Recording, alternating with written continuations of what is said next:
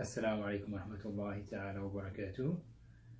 So today we're gonna try to talk about what does Islam say about traveling or backpacking. So as a Muslim, can you backpack?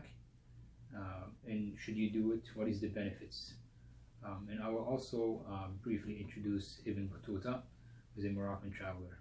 I was going to share with you a poem from about traveling from Shaykh al-Islam Imam Al-Shafi'i. However, because of the time constraint, so I will just post this and you can read it. So Allah subhanahu wa ta'ala has created us humans with curiosity. We always want to go out and discover what's out there. We try to learn, investigate. For example, we went to the moon and now we want to go to Mars. So we have that curiosity. It's in us as human beings.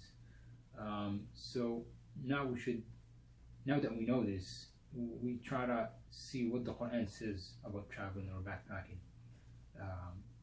So in Surah Al-Mulk, Allah subhanahu wa ta'ala says, هو الذي جعل لكم الأرض ذلولا فامشوا في مناكبها وكلوا من رزقه وإليه النشور. And this means it is He who made the earth tame for you, so walk among its slopes and eat of His provision, and to Him is the resurrection. So this ayah tells us that we should not bound ourselves to one place. Walk the earth and travel to find your rizq or sustenance.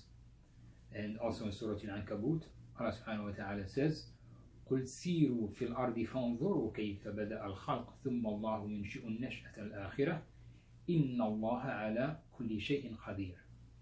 So say, O Muhammad, travel through the land and observe how He began creation.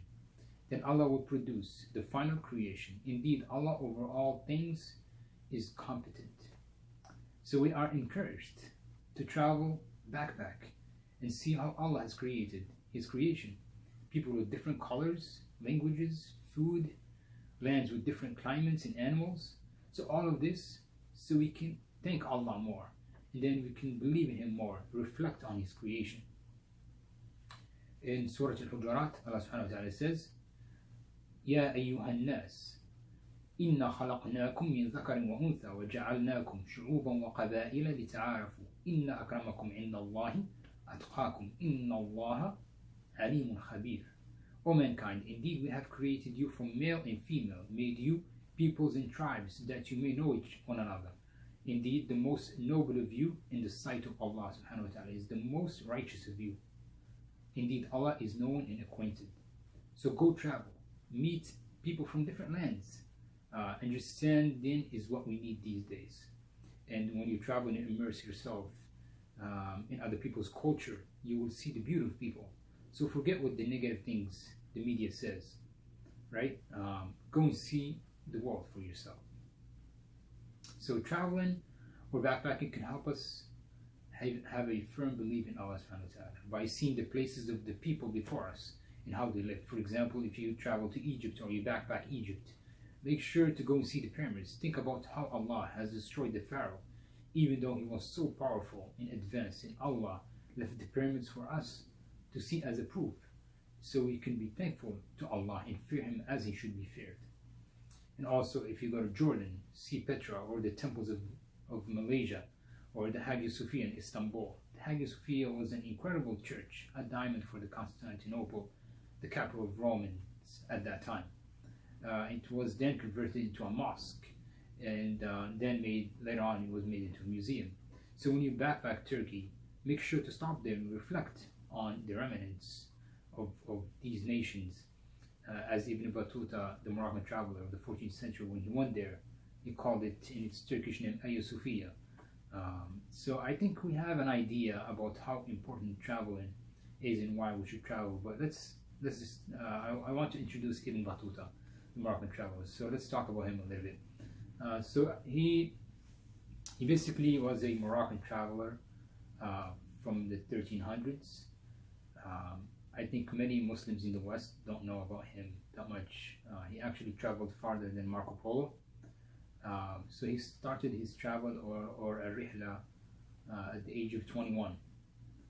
His intention was to go to Mecca to do Hajj, but he ended up going all the way to China and then to many other places, and his whole trip was took 30 years to complete.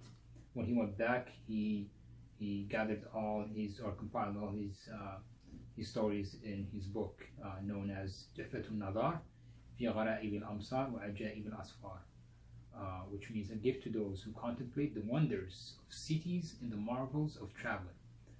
I couldn't find an English version of it, but there's the Arabic version. There's also, I found this book here, it's by Tim McIntosh Smith. It's called The Travels of Ibn Battuta, which he did a great job summarizing all the travels, and I really recommend that you read this.